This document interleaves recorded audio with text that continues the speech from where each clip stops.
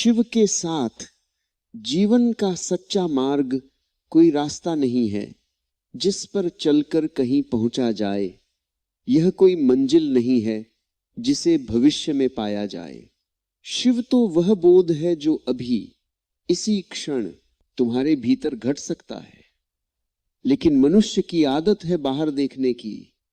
वह ईश्वर को भी बाहर खोजता है, सत्य को भी बाहर खोजता है, शांति को भी बाहर खोजता है, और यही उसकी पहली भूल है। शिव बाहर नहीं है, शिव तुम्हारे भीतर घटने वाली वह शांति है जो तब प्रकट होती है जब खोज रुक जाती है। मनुष्य का दुख किसी पाप से नहीं आता, किसी अपराध से नहीं आता, उसका दुख उसकी अज्ञानता से आता है। वह जो है उसे स्वीकार नहीं करता, वह जो है उससे भागता रहता है, वह जो नहीं है बनने की चेष्टा करता है। समाज ने उसे सिखाया है कि तुम जैसे हो वैसे पर्याप्त नहीं हो, तुम्हें कुछ और बनना है। कोई महान बनो, कोई सफल बनो, कोई पवित्र बनो। इसी बनने की दौड़ ने मनुष्य को भीतर से बीमार कर दिया है। शिव बनने के विरोधी हैं। शिव कहते हैं जो है वही पूर्ण है, जो इस क्षण है वही सत्य है। इसलिए शिव के पास कोई ग्रंथ नहीं है, कोई उपदेश नहीं है, कोई आदेश नहीं है। शिव मौन है, और ये मौन कोई खालीपन नहीं है। ये मौन भरा हुआ है चेतना से, करुणा से, बोध से। मनुष्य डरता है मौन से, क्योंकि मौन में वह स्वयं से मिलता है, शोर में वह स्वयं को भूल सकता है, भीड़ में वह अपनी जिम्मेदारी से बच सकता है। लेकिन जब मौन आता है तो सब मुखौटे गिरने लगते हैं। तब वह दिखता है जो वास्तव में है, और वही क्षण सबसे कठिन होता है। शिव का शमशान में बैठना बहुत गहरा संकेत है। शमशान केवल मृत शरीरों का स्थान नहीं है। शमशान वह जगह है जहां सब झूठी पहचानें जल जाती हैं। वहां राजा और भिखारी एक जैसे हो जाते हैं। वहां सुंदर और क्रूप का भेद मिट जाता है। वहां सफलता और असफलता का कोई अर्थ नहीं रह जाता। शिव वहीं बैठते हैं, क्योंकि वही सत्य है। मनुष्य जीवन भर सजावट करता है, नाम की, पद की, प्रतिष्ठा की, ज्ञान की, लेकिन भीतर कुछ भी नहीं बदलता। भीतर वही भय है, वही असुरक्षा है, वही खालीपन है। शिव कहते हैं भागो मत, सजाओ मत, देखो जो भीतर है उसे देखो।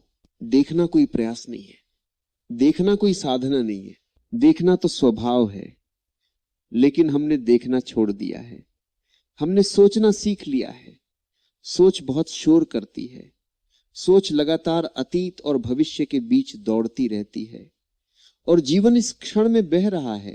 शिव इस क्षण में है, इसलिए शिव को पाने का अर्थ है इस क्षण में उतर आना, बिना निर्णय के, बिना तुलना के, बिना मूल्यांकन के।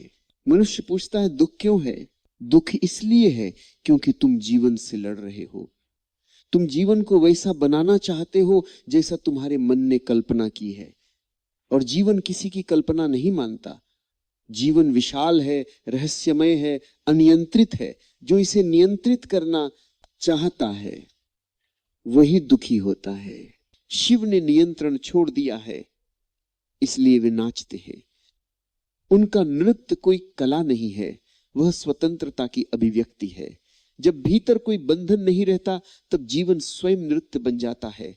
मनुष्य की सबसे बड़ी भ्रांति यह है कि वह सोचता है कि त्याग करना पड़ेगा, संसार छोड़ना पड़ेगा, तभी सत्य मिलेगा।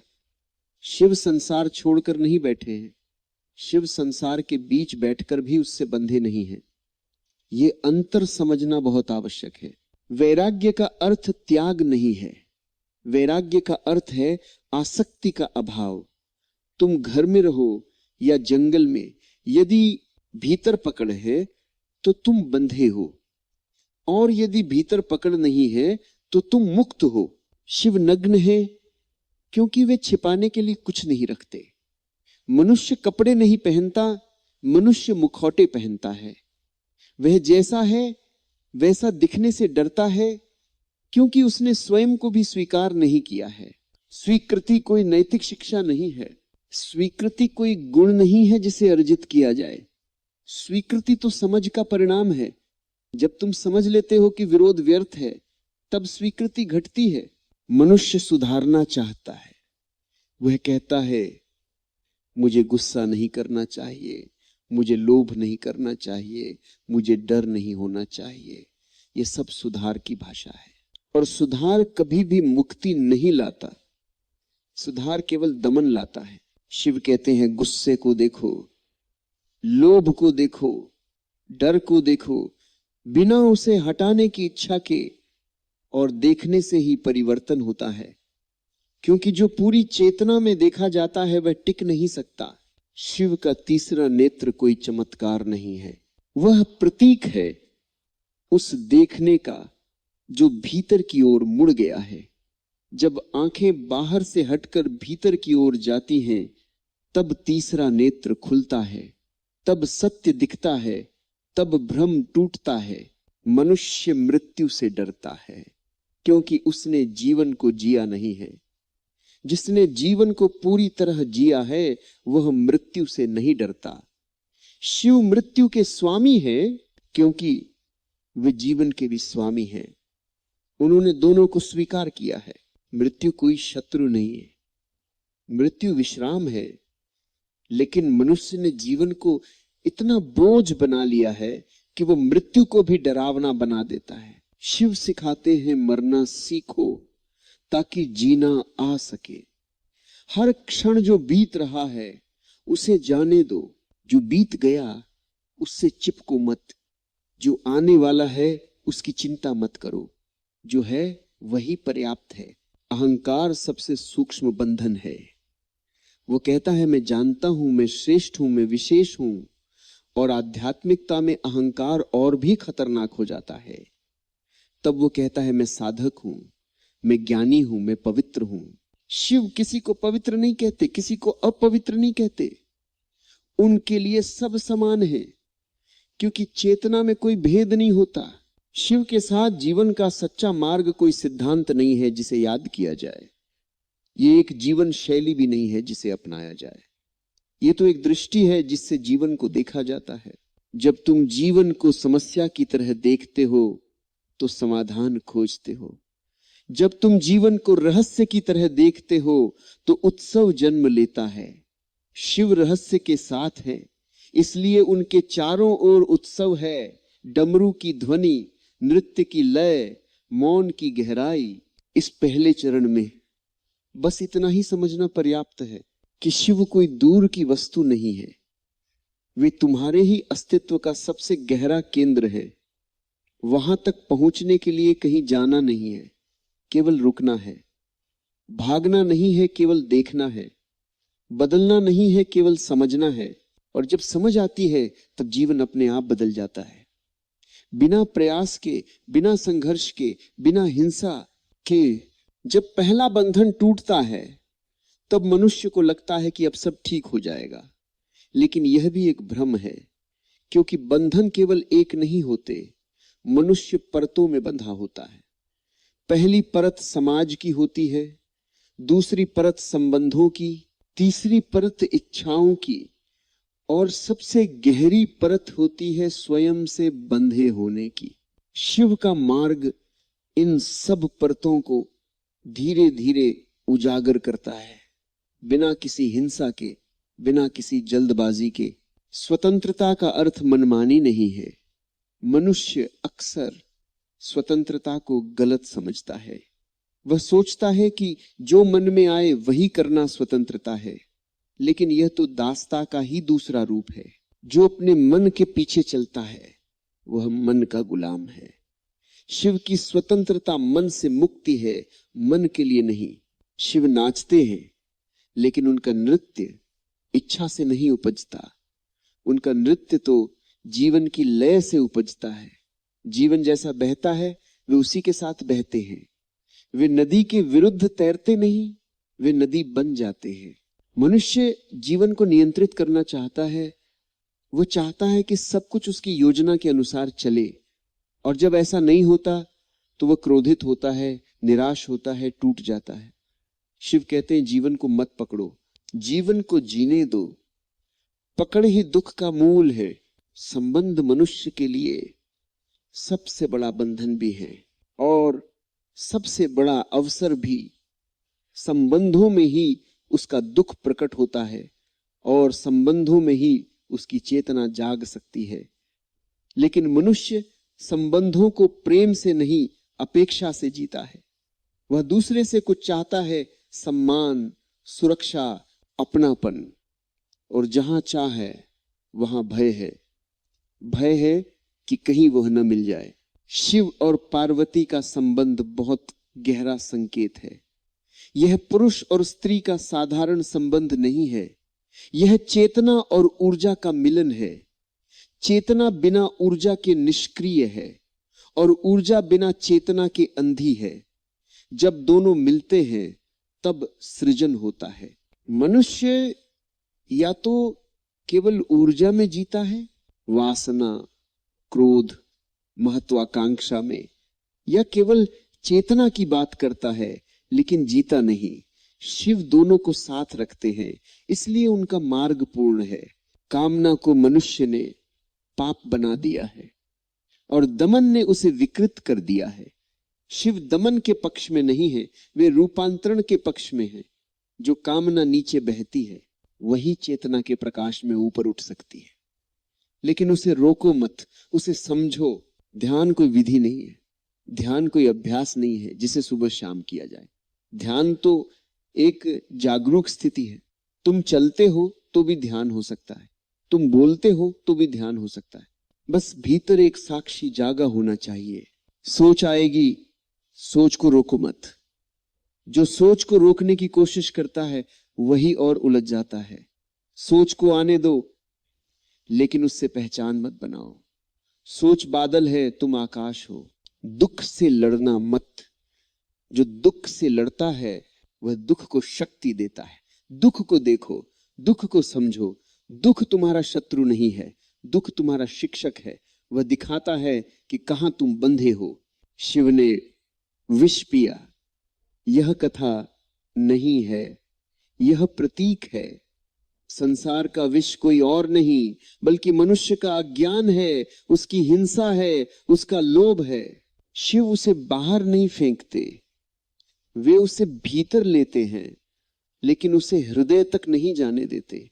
वे उसे कंठ में रोक लेते हैं, अर्थात वे जिम्मेदारी लेते हैं, लेकिन उससे विषाक्त नहीं होते। यही करुणा है। करुणा का अर्थ ये नहीं कि तुम दूसरों का दुख अपने ऊपर ओढ़ लो। करुणा का अर्थ है कि तुम इतने जागरूक हो जाओ कि तुम्हारी उपस्थिति में दूसरे का दुख हल्का होने लगे। मौन शिव का सबसे बड़ा उपदेश है, लेकिन मौन डरावना लगता है क्योंकि मौन में कोई सहारा नहीं होता, कोई शब्द नहीं होते, कोई विचार नहीं होते, और तभी सत्य प्रकट होता है। मनुष्य प्रश्न पूछता है, जीवन का अर्थ क्या है? शिव उत्तर नहीं देते, क्योंकि जीवन का अर्थ बताया नहीं जा सकता, जिया जा सकता है। जो अर्थ खोजता है वह जीवन को खो देता है। जो जीवन को जीता है उसे अर्थ की आवश्यकता नहीं रहती। बंधन तब तक रहते हैं जब तक तुम किसी परिणाम की प्रतीक्षा करते हो। जैसे ही तुम परिणाम छोड़ देते हो, कर्म शुद्ध हो जाता है। शिव कर्म करते हैं लेकिन अकर्ता की तरह। वे करते हैं लेकिन करने वाले नहीं बनते। इस अवस्था में जीवन बोझ नहीं रहता, जीवन खेल बन जाता है। गंभीरता समाप्त हो जाती है लेकिन गहराई बनी रहती है। शिव कभी गंभीर नहीं है लेकिन कभी उथले भी नहीं है। जो व्यक्ति इस मार्ग पर चलता है वह समाज के लिए अजीब हो सकता है, क्योंकि समाज भीड़ पर चलता है और शिव का मार्ग अकेले का है। लेकिन यह अकेलापन दुख नहीं देता, यह अकेलापन स्वतंत्रता देता है। इस दूसरे चरण में मनुष्य भीतर हल्का होने लगता है, पकड़ ढीली पड़ने लगती है। मन अभी भी आता है लेकिन उसका प्रभुत्व कम हो जाता है। जीवन अभी भी घटता है लेकिन अब वो भार नहीं बनता। यह यात्रा कहीं पहुंचने की नहीं है, ये यात्रा उतरने की है अपने ही भीतर, और गहरे और शांत। जब भीतर उतरना पूरा हो जाता है तब कुछ पाने की आकांक्षा भी विलीन हो जाती है। अब साधक नहीं बचता, अब खोजी नहीं बचता, केवल जीवन बचता है जैसा वह है। यही वह क्षण है जहां शिव के साथ जीवन जिया जाता है। अब शिव कोई विचार नहीं रहते, कोई प्रतीक नहीं रहते, कोई आराध्य नहीं रहते। शिव जीवन की धड़कन बन जाते हैं। इस अवस्था में व्यक्ति कुछ विशेष करने की चेष्टा नहीं करता, फिर भी उसका जीवन साधारण नहीं रहता। वो चलता है, बोलता है, काम करता है, लेकिन भीतर कोई तनाव नहीं होता, क्योंकि अब वो जीवन से लड़ नहीं रहा, जीवन के साथ बह रहा है। अब कर्म होते हैं लेकिन कर्ता नहीं होता, काम होता है लेकिन करने वाला गायब होता है। ये बात सुनने में कठिन लग सकती है, लेकिन अनुभव में ये बहुत सरल है। जैसे श्वास चलती है वैसे ही कर्म चलते हैं। सफलता आए या असफलता, प्रशंसा मिले या निंदा, भीतर कोई लहर नहीं उठती। ना ही कि व्यक्ति पत्थर हो जाता है, बल्कि इसलिए कि वह इतना जागरूक हो जाता है कि घटनाएं भीतर गहरे तक नहीं जाती। अब जीवन को साबित करने की आवश्यकता नहीं रहती। कोई यह नहीं पूछता कि मैं कौन हूं, क्योंकि प्रश्न ही गिर जाता है। जो था वह जाना गया, जो नहीं था वह छूट गया।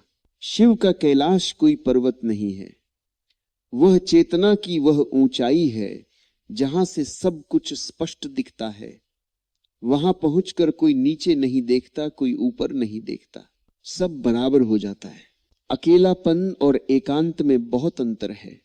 अकेलापन तब होता है जब तुम स्वयं से कटे होते हो, एकांत तब होता है जब तुम स्वयं में पूर्ण होते हो।